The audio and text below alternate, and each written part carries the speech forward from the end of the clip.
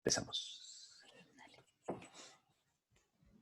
Bueno, buenos días. Estamos acá con la doctora Paula Ganel, es una colega, trabajadora social, docente, investigadora de la facultad, que también en estos momentos es prosecretaria de investigación y posgrado también en la Facu, y que viene desarrollando desde hace mucho tiempo unas líneas de investigación vinculadas a temas de discapacidad y temas de vejez. Y bueno, nuestra intención de hoy en este bloque sería trabajar justamente, bueno, reponer algunos debates, algunas tensiones en lo que es el amplio ámbito de lo que es la discapacidad y los sistemas de protección social, y bueno, en base a sus investigaciones y su experiencia profesional también, que nos puedas contar y compartir cuáles son los hitos o cuestiones que para vos te parecen importantes. Hola, Paula. Bien, bueno, muchas gracias. Bueno, saludar a los compañeros que van a estar cursando la fase presencial, que me parece que es importante, digo, traer el debate y sistematizado en relación a la seguridad social, porque creo que una de las tensiones que le provee, digo, los estudios sobre seguridad social al campo de la discapacidad tiene que ver con esta tensión entre las lógicas de protección y la lógica de la seguridad social. Uh-huh. La seguridad social supone un Estado que articula la respuesta a todos los grupos sociales, más allá de las particularidades que tenga ese grupo. Y la lógica de la protección, digo, que se incrementó en los 90 esta parte, viene con esta lógica mucho más focalizada. Digo, me parece que en ese punto, que la vía de entrada para pensar la discapacidad sea la seguridad social, enriquece el debate y vuelve a traer al campo de la discapacidad una lógica en relación, digo, que trae las relaciones estatales, que en los estudios de discapacidad parece muy endeble. En general, los estudios asociados a discapacidad tienen una fuerte impronta en pensar qué es la discapacidad y cuáles son los límites en esa configuración sociocultural de la discapacidad, qué atributos funcionales se suponen que uno debiera conservar para que esa condición de salud se constituya en una situación de discapacidad, pero por otro lado, digo, termina, siendo hegemonizado por algunos discursos médicos. En la asignatura de la especialización nosotros fuimos trabajando cuáles eran las miradas entre el modelo médico, el modelo social, y cómo dentro del modelo social de la discapacidad aparece dos tensiones fuertes, una vinculada al modelo biopsicosocial, asociado a los organismos internacionales de salud, como es la OMS y la OPS, teniendo de manera icónica la CIF, la Clasificación Internacional del Funcionamiento y la Salud, que lo que hace es dar un piso mínimo de identificación de quienes se incluyen dentro de este colectivo de la discapacidad.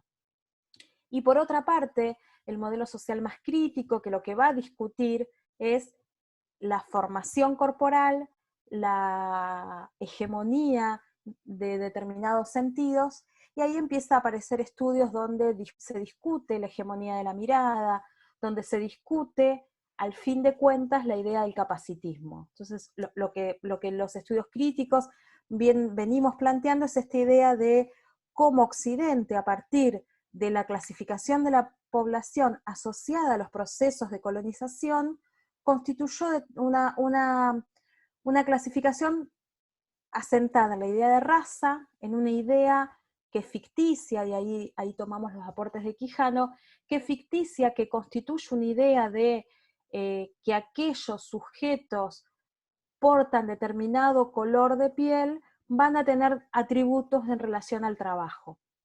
Y eso se cruza, e inaugura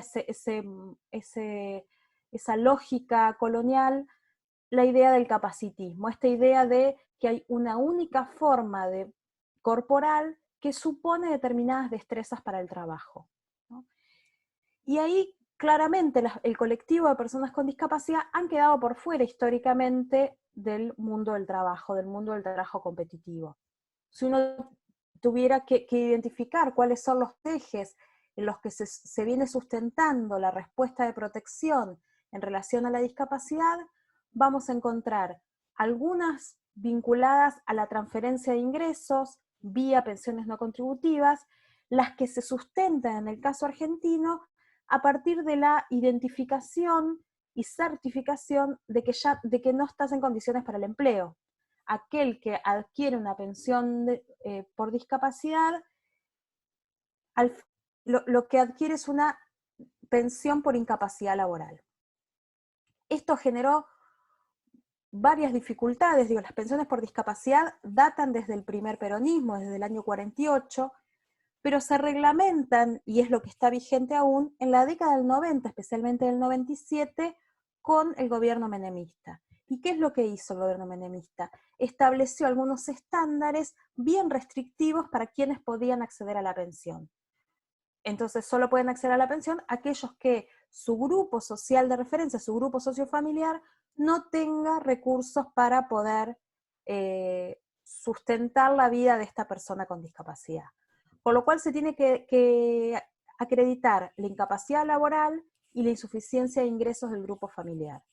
Esto no fue tan tenido en cuenta en la implementación, en la asignación de las pensiones, cuestión que el macrismo no hizo más que aplicar esa normativa, ¿no?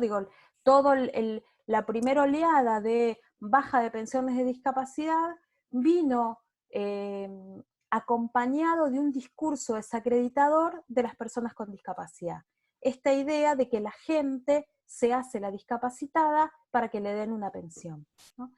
Y ahí me parece que la primera cuestión a desarticular en términos de cómo pensar políticas de seguridad social es por qué, si es necesario que la existencia de una pensión de discapacidad, si es necesario que esa pensión de discapacidad esté atada a la incapacidad laboral, o en tal caso lo que debiera hacer el Estado es configurar políticas activas en pos de mejorar las condiciones para el ingreso al mundo del trabajo. Las tasas de desocupación de las personas con discapacidad son altísimas y están vinculadas a cuestiones previas, vinculadas a su corto tránsito por el sistema educativo. La mayoría de las personas con discapacidad son expulsados de los sistemas educativos convencionales, algunos transitan por la escuela especial, ahí se constituye un fuerte debate en relación a la inclusión educativa y a los modos de acreditación de esas competencias que se supone que la escuela brinda en diálogo con el mundo del trabajo, y con lo cual tenemos trayectorias de personas con discapacidad que fueron siendo desplazadas de determinados circuitos, la escuela común, el mundo del trabajo, y en aquellos casos en que la persona egresa de la escuela especial y tiene la posibilidad de asistir a un taller protegido de producción, cuando trabaja en un entorno protegido supone con exigencias no vinculadas al trabajo competitivo, sino mediadas por algunos acompañamientos en esa trayectoria laboral. Lo que recibe ese trabajador no es un salario, sino que es un peculio que no cubre de ninguna manera las cuestiones básicas para la reproducción social. Entonces tenemos un mundo del trabajo que le resulta hostil a las personas con discapacidad, porque el mundo del trabajo ha ido generando cada vez mayor exigencia para el ingreso, mayor acreditación de credenciales educativas, y al mismo tiempo estas personas con discapacidad son las que tienen menos acceso a esas acreditaciones. De hecho, cuando una persona con discapacidad logra el acceso a la educación formal, la educación universitaria, se lo presenta en clave de una trayectoria exitosa y heroica, ¿no? Porque tuvo que poder sortear una multiplicidad de barreras desde su más tierna infancia. Con lo cual tenemos uno de los ejes centrales, que es la de ser trabajador y que es lo que nos define a casi todos quienes convivimos en este país y en este continente, le resulta esquiva para las personas en situación de discapacidad, fundamentalmente porque no hay una respuesta a la posibilidad de hacer esos enlaces entre las trayectorias vitales, las trayectorias laborales y el mundo del trabajo. De hecho, en relación a las políticas activas, uno podría pensar que uno de esos ejes están vinculados a la facilitación del mercado competitivo, a la posibilidad de acceso al trabajo estatal, y ese trabajo estatal que el Estado argentino en sus múltiples dimensiones, el Estado nacional, el provincial y los municipales, han adherido a leyes que establecen que el 4% de la planta funcional de cualquier organismo público debe ser cubierta por personas en situación de discapacidad, con trabajadores con discapacidad. Esto no se cumple en casi ningún organismo, en casi ninguna esfera del Estado nacional, provincial o municipal. Con lo cual, esa mediación entre el trabajo competitivo y la trayectoria laboral y ese cumplimiento del 4% resultan escasos porque están inmersas en una lógica capacitista. De hecho, las pocas políticas que ha tenido Provincia de Buenos Aires en relación a esa mediación, en general, someten al trabajador que se postula a una multiplicidad de test de capacidad funcional. O sea, ya no alcanza con la certificación del Certificado Único de Discapacidad, sino que se evalúa cuáles son aquellas tareas que puede realizar. Pero como nunca se efectúa esa inserción laboral, cada vez que el trabajador reclama para que el Estado provincial actúe, vuelve a ser sometido a esta serie de pruebas para garantizar que no ha perdido ninguna capacidad funcional para el trabajo, ¿no? Entonces uno tiene que pensar que el trabajo condensa esa lógica capacitista y constituye una lógica restrictiva para pensar que las personas con discapacidad son posibles es posible que desarrollen tarea laboral. Hay un artículo interesantísimo de Eduardo Joly, que es un sociólogo, activista, y que él dice, él es usuario de silla de ruedas, tiene un artículo que publicó en Le Monde Diplomatique, donde él dice el derecho a ser explotados. Las personas con discapacidad ni siquiera tienen derecho a ser explotados en el mundo del trabajo competitivo, ¿no? Y creo que esa es una gran dificultad. La otra, digo, y que está enlazada al mundo del trabajo, tiene que ver con la transferencia condicionada de ingresos. Hoy en Argentina, o al menos en Provincia de Buenos Aires, persisten dos tipos de pensiones atadas a la idea de incapacidad laboral. Una es la pensión nacional, la pensión no contributiva, que históricamente daba la Comisión Nacional de Pensiones, y después del armado de la Agencia Nacional de Discapacidad es gestionada a través del ANSES, con lo cual pasó a ser una pensión gestionada en ámbitos exclusivamente administrativos, sin presencia de profesionales que puedan estar haciendo el acompañamiento en esa gestión, y que tiene un ingreso que es inferior a la jubilación mínima, y que brinda como obra social un programa de salud que es altamente deficitario en las coberturas. Y en el caso de la provincia de Buenos Aires, las pensiones se acceden a través del Instituto de Previsión Social y tienen un monto actual de 1.200 pesos mensuales. Tienen como obra social IOMA, pero claramente es una pensión que no cumple en absoluto los mínimos estándares de garantía de la reproducción social de quienes son perceptores de esa pensión. Con lo cual, todo lo que tenga que ver con la presencia activa de las personas con discapacidad como perceptores o como trabajadores es bastante endeble en el campo de la discapacidad, y una de las hipótesis que venimos trabajando en nuestras investigaciones vinculan ese carácter endeble a la idea capacitista, esta idea de que las personas con discapacidad no pueden por sí solos, y también por una hegemonía de la medicalización de la vida social y la mercantilización del sistema de salud. Si uno mira la inversión estatal en relación a discapacidad, se concentra fuertemente en el sistema prestacional.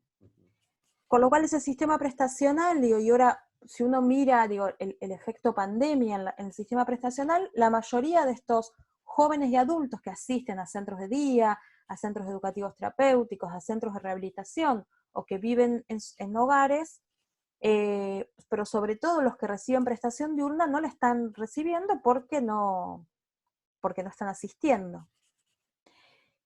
Y es tan fuerte la corporación mercantilizada de los prestadores en discapacidad que lograron, después de una serie de idas y vueltas, percibir el 100% de la prestación.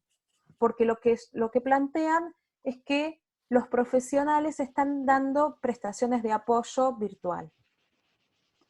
Profesionales a los que mayoritariamente les van a pagar la mitad de sus honorarios. Con lo cual es un juego en el sistema de seguridad social vinculado a la discapacidad y al sistema de salud donde siempre gana el mismo, donde siempre gana aquel que se constituye como empresario de la discapacidad. Juan Seda habla de la industria de la discapacidad, ¿no? Esta idea de un procesamiento de cuerpos que los hace persistir eternamente en un sistema que es garante de rentabilidad para determinados grupos. Con lo cual estamos bastante complicados en clave de pensar los sistemas de seguridad social o el sistema de seguridad social en clave de, digo, asociado al mundo de la discapacidad, pero fundamentalmente en una disputa que el colectivo de personas con discapacidad viene dando con mucha fortaleza y que tiene que ver con las lógicas de la autonomía. Las personas con discapacidad son ciudadanos, las personas con discapacidad requieren determinados apoyos, algunos de ellos, y esos apoyos no los constituye en términos desventajosos para pensarse ciudadanos, sino que lo que pone en evidencia el requerimiento de esos apoyos es que no es el único colectivo que requiere apoyo. Creo que una de las cuestiones que nosotros venimos analizando en clave de pandemia, en clave de lo que el COVID nos viene dejando, es que lo que se puso en evidencia es la interdependencia que tenemos todos los sujetos y todos los ciudadanos. Nada más que se construye desde una idea adultocéntrica, desde una idea capacitista, que los adultos de la mediana edad no requerimos apoyos y que somos quienes proveemos apoyos al resto. Creo que ahí hay una posibilidad de poder poner en escena esta idea de que la interdependencia es lo que nos constituye como humanos, de que no hay algunos que son dependientes y otros que somos autónomos, sino que nuestra autonomía se consolida en la medida en que el lazo social nos permite movernos en un mundo que es injusto, en el mundo que ha construido desde la hegemonía occidental una lógica de la normalidad que deja por fuera casi todos los sujetos o casi todas las personas que conformamos este mundo social. Con lo cual tenemos una lógica occidental que construye de manera, como marca fuego, unas líneas demarcatorias entre lo normal y lo anormal. Tenemos una lógica capacitista que, asociado a esa idea de normalidad, deja por fuera casi a un universo importante de personas porque se supone que hay una única forma de desarrollo de los trabajos, y que al mismo tiempo, al dejar por fuera del mundo del trabajo, coloca al colectivo de personas con discapacidad como aquellos que tienen los más bajos estándares de empleabilidad y los coloca en el mundo de la pobreza. Y creo que este cruce, una pobreza que no tiene que ver solo porque no tienen trabajo, sino que tiene que ver con las formas en que se organiza el mundo en relación a la acumulación de la riqueza y a las lógicas de la desigualdad, ¿no? Esta subjetividad neoliberal que nos invade es puesta en jaque de alguna manera frente a la pandemia, en esta idea de que no es posible que solos nos cuidemos del contagio, porque siempre necesitamos que el otro haga su parte para que bajen las posibilidades de contagiar de algo que nos resulta incierto, que nos resulta del orden de lo novedoso, y por ello del orden de lo inquietante, ¿no? Con lo cual, digo, nosotros si pensamos, digo, en relación al campo de la discapacidad, cómo dialoga con el sistema de seguridad social, volvemos a reiterar que es a través del mundo del trabajo, a través de la percepción de ingresos garantizando las condiciones de reproducción y a través del acceso a prestaciones. Un acceso a prestaciones que, como dije antes, está altamente mercantilizado, se constituye de manera corporativa y han sido hábiles articuladores en varios de los gobiernos. Nosotros en el último dossier que sacó el instituto, que era sobre neoliberalismo, con parte de uno de los equipos de investigación, escribimos un texto que habla de las luchas resemantizadas, porque veníamos trabajando sobre las maneras en que los grupos, como los colectivos de discapacidad vienen produciendo política en el espacio público, disputando en el espacio público, asumiendo como bandera la discapacidad, una discapacidad que los coloca en un lugar de una identidad devaluada, ¿no? Y nosotros hablamos de identidades divergentes, esta idea de cómo aquello que se supone que me coloca de manera desventajosa es tomado como bandera, como parte de la politicidad, como parte de un repertorio en búsqueda de ampliar espacios de libertad, en búsquedas de configuración de una gramática política colectiva. Pero ahí, y mirando lo que fueron los 4 años de macrismo en Argentina, hicimos un polémico artículo, o al menos así nos lo intentamos hacerlo, donde hablamos de esas luchas resemantizadas. Si uno mira las imágenes de las marchas durante el macrismo asociadas a discapacidad, estaban de igual manera ocupando la Plaza de Mayo los dueños de las instituciones y los usuarios. Y los grupos militantes, digo, porque hay que destacar que en estos últimos 10 años se creció fuertemente la militancia en discapacidad, digo, podemos nombrar el Observatorio de Discapacidad de La Plata, los observatorios vinculados fundamentalmente al kirchnerismo, el movimiento vinculado al Instituto Patria, ¿no? Digo, empieza a haber un grupo, pero cuando se arma este espacio divergente, se cuela de una manera preocupante, al menos para nosotros, los prestadores. Y no persiguen los mismos intereses. La persona con discapacidad que viene disputando porque el Estado cumple el 4% del cupo laboral, lo que quiere es un trabajador con discapacidad que pueda ejercer su autonomía, una autonomía que siempre es precaria porque siempre somos interdependientes. Lo que quiere el prestador es un sujeto pasivo que sea más dependiente porque con eso cobra un 40% más. No son los mismos intereses.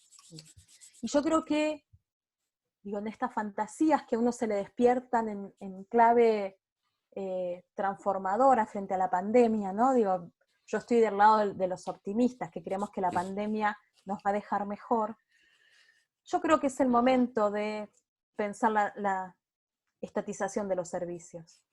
O sea, si nosotros no logramos correr, digo, traccionar el sistema de salud, ahora no lo logramos más. Digo, quedó claro que sin Estado no hay producción de salud, sin Estado no hay producción de bienestar. Yo iría por la estatización de servicios, sabiendo que no sería sin conflicto, ¿no?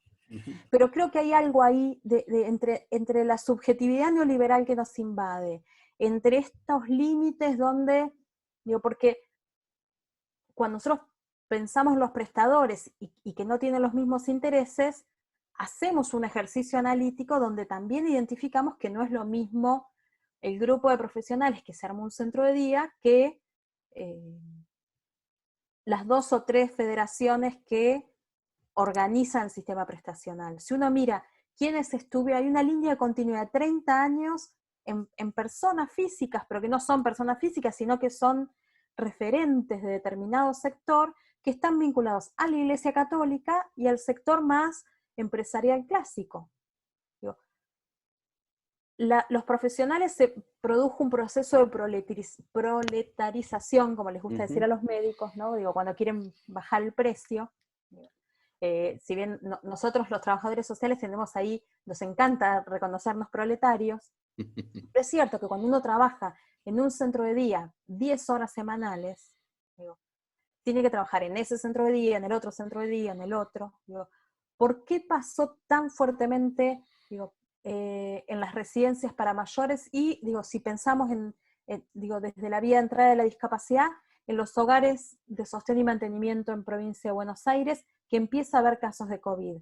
Porque el mismo enfermero, el mismo kinesiólogo que trabaja en este lugar, trabaja en 5 lugares más.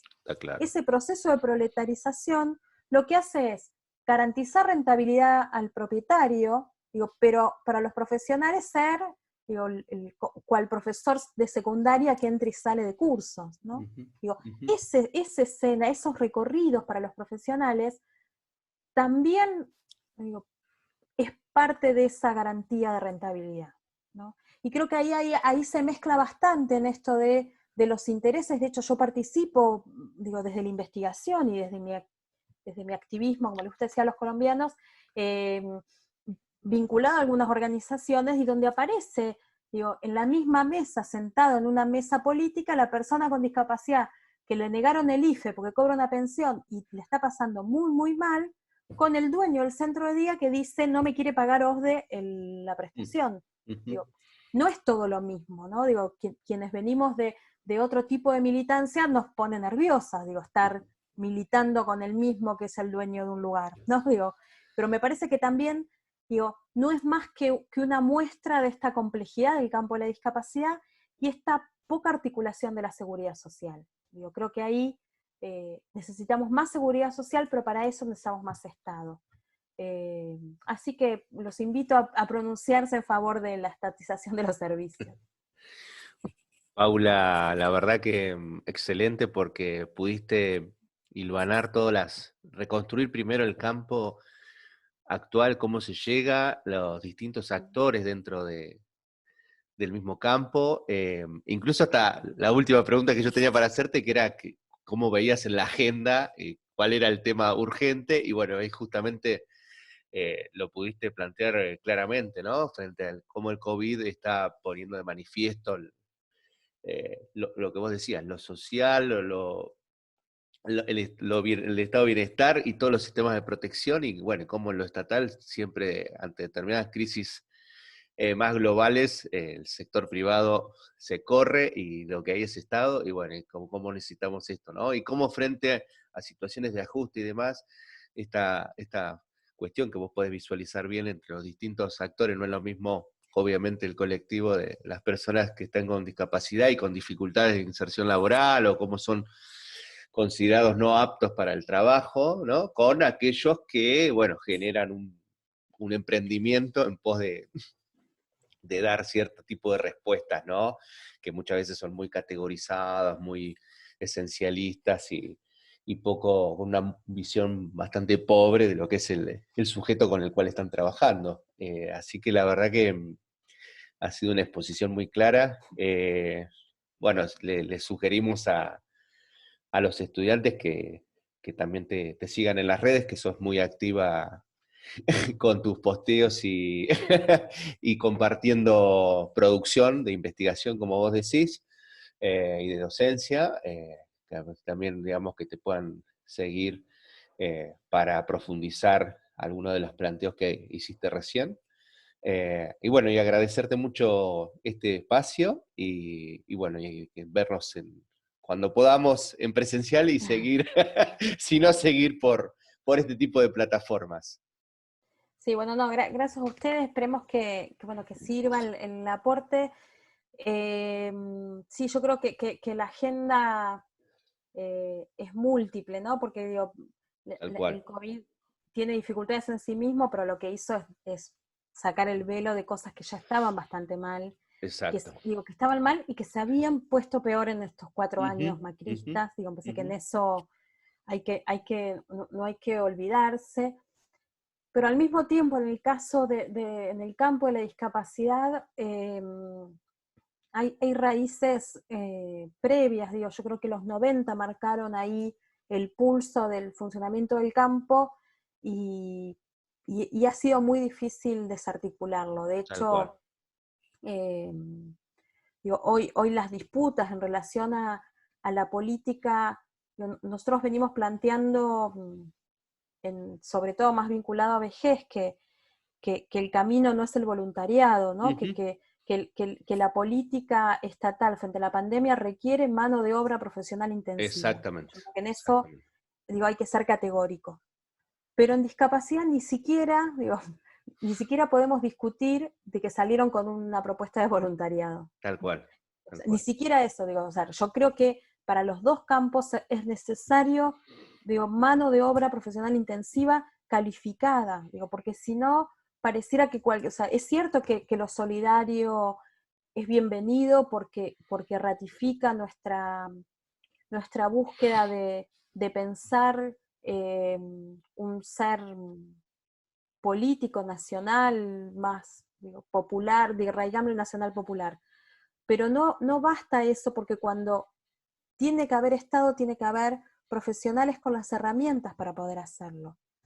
Y ahí me parece que hay algunas dificultades en relación a la respuesta, porque se podría, digo, hoy, digo, solo con los certificados de discapacidad emitidos, digo, están bien hechos en términos de soporte tecnológico. Vos hoy podés mapear dónde están viviendo las personas con discapacidad en Tal cual, Argentina. tal cual, Y tal desde cual. ahí poder hacer, digo, en términos bien Sí, epidemiológicos, sí, digo, sí, bueno, sí, sí. ¿quiénes son los que tienen más, el certificado de discapacidad acredita que requieren mayor cantidad de apoyos? Y Tal poder cual, hacer un monitoreo si lo están recibiendo, ¿no? tal Digo, cual. lo que hay es un número de WhatsApp de la Agencia Nacional, un 0800, provincia, silencio de radio, en Ujú. discapacidad, ¿no? Como que hay ahí dificultades y cuando nosotros hicimos el relevamiento en los 2 o 3 días aportamos herramientas, Acá en provincia, discapacidad, ¿dentro de qué ministerio, qué área está? y Para está que dentro de cuentes. Desarrollo Social de Provincia de Buenos Aires. Hay un área, está el área de discapacidad, que es como el área del Ejecutivo, Claro, y existe desde el año 92, no sé si es 92, pero es la ley 10.592, que creo que es del 80 y pico, que es la ley provincial de discapacidad, que fue una ley para ese momento muy, muy progresista, y establece que se cree el Consejo Provincial del Discapacitado. claro, Y que en esa, digo, y lo que supone es una lógica bien deliberativa de los representantes de cada organismo que tiene políticos, o sea, el del Ministerio de Trabajo que tiene el área del SECLAS tiene que estar sentado ahí, el del Ministerio de Salud, de Educación. Bueno, sí, sí. eso hace 12 años que no funciona el Consejo Provincial. O sea, existe la estructura, hay Sí, alguien que sí, sí, sí, teléfono, pero no sesiona el Consejo, o sea, no articula. Con lo claro. cual, digo, la provincia tiene, o sea, estos 4 años de Vidal fueron terribles, pero también venía con algunas dificultades previas, ¿no? Sí, sí, Entonces, claramente, claramente. y en salud está el Servicio Provincial de Rehabilitación, que es el que articula las juntas evaluadoras para la emisión de los certificados, pero que Claro, las articula, digo, pero quien tiene la direccionalidad de eso es la Agencia Nacional de Discapacidad. claro, La provincia claro. es como Sí, sí, sí, una figura intermedia. se entiende. Eh, y después, bueno, tiene el Ministerio de Trabajo y después el área de Educación Especial de Claro, Educación. claro, Y no, después Renta, Sarva tenía algún área vinculado a esto no me va a ser la palabra, cuando dan a la licitación de los pequeños comercios dentro claro, del claro. kiosquito dentro del ministerio, bueno. Sí, sí, sí, sí, sí, Pero sí. en general todas esas áreas están como con poca actividad han estado Poca en estos actividad años. y sin articulación Ujú, e intersectorialidad tampoco. Muy bien, sí, muy bien. ahí hay A mí me interesaba mucho porque para hacer. por ahí Sí, también para los compañeros que son de otras provincias que puedan también identificar cómo la estructura ministerial, cómo está pensando el ámbito de la discapacidad y demás, ¿no? ujú. Así que bueno, nuevamente agradecerte. Yo creo que con esto tenemos insumos muy interesantes como para problematizar el tema. Y bueno, y nuevamente invitar a todos a que, bueno, a que sigan a Paula en redes y busquen sus producciones que son muy interesantes en este campo. Muchísimas gracias, Paula. Bueno, gracias, Juani, y bueno, que tengan una buena semana de trabajo. Muchas gracias. Adiós.